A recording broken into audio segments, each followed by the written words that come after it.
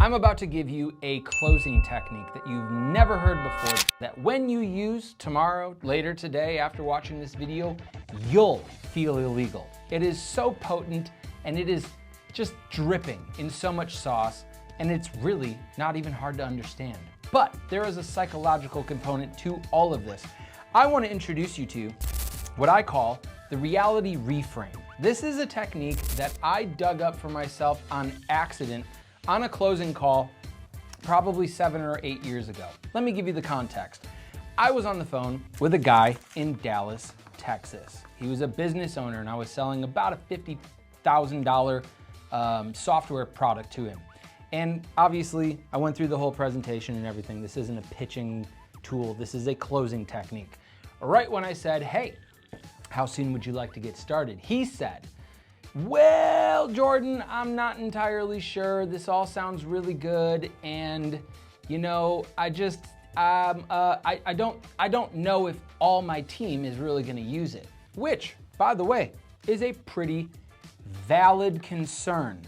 You're going to use the reality reframe when customers give you logic-based, valid concerns. Of course, selling a software product to a business with like 25, 30 users, I think, is what this was. That's a pretty valid concern. Why would anybody purchase a $50,000 product when they don't know if their team's actually going to use it? Pretty valid. So when you hear a valid, logic-based objection, that's where you're going to use this reality reframe, back into the sauce. This was a valid objection. So I went along with it and I said, hey man, I totally get it. And honestly, I can't guarantee that they're all going to use it either. This is kind of like a way to relate to the customer.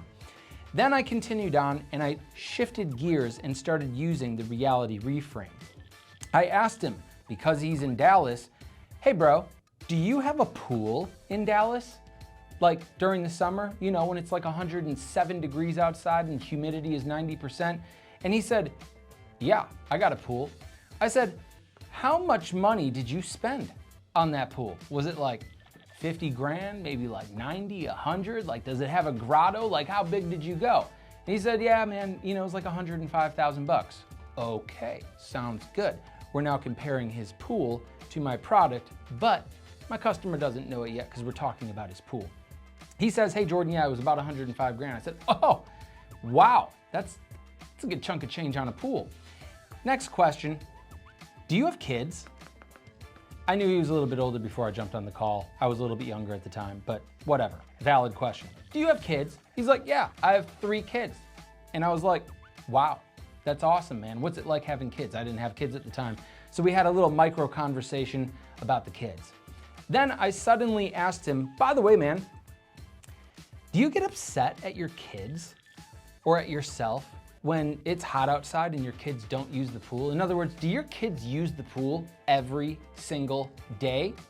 And there was this brief moment of silence on the line because he was considering what I was really doing in that moment of using the reality reframe. I'll pause the little role play in the story here for a second. The reality reframe is taking a valid objection and turning it into a mirror and pointing it at your customer so that they can see how their valid logic is flawed.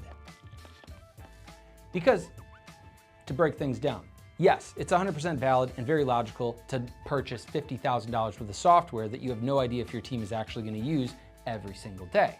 However, same thing with a pool. Why would you build a pool if your kids and your family aren't going to use it every single day?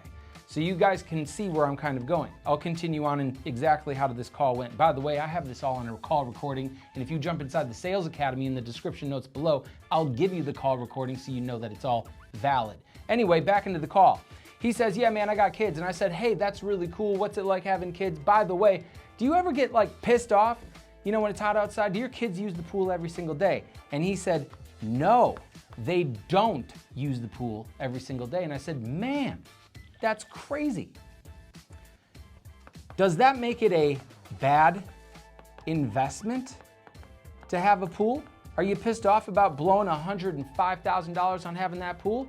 And he said, no, it wasn't a bad investment. And all I had to do is ask him one more question. Why wasn't it a bad investment? That's exactly the point where he started laughing his ass off. And I knew that I had gotten the deal because he had raised the mirror of his broken logic and just realized how broken it really was.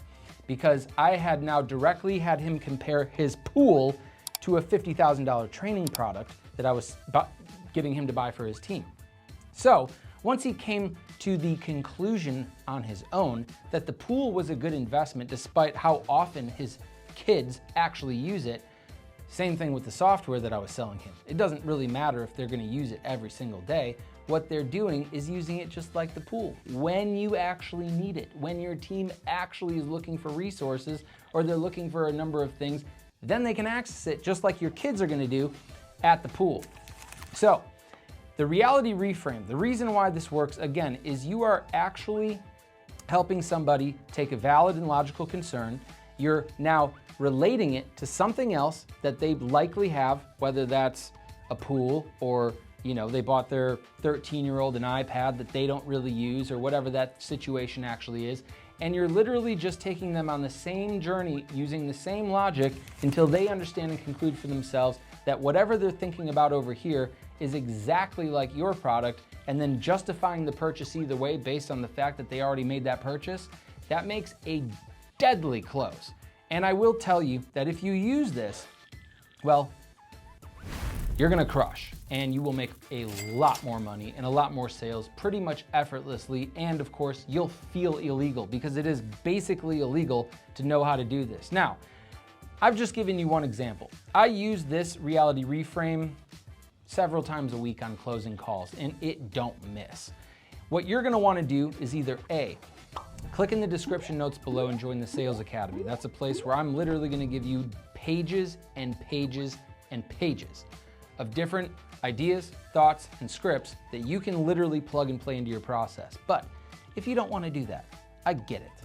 What you could do is sit down and grab yourself a sheet of paper, an iPad, or something, and start taking all of the valid objections that you hear on a daily basis and start applying it to different things that you think might be able to relate to the product that you sell. And of course, if you're looking for this for your team, don't do this yourself because again, you have to do this perfectly. And if you don't do it perfectly, then you're just gonna look like an idiot going away from the sale and talking about a pool and kids and then wondering, what was I supposed to? You're gonna sound like a dumbass. Don't sound like a dumbass when it comes to your next paycheck. So click the description notes below and get some real game on the reality reframe. Or if you think you're really good and you want to take a chance, that's cool. Just come back to the comments and let me know how it works for you if you end up doing this on your own.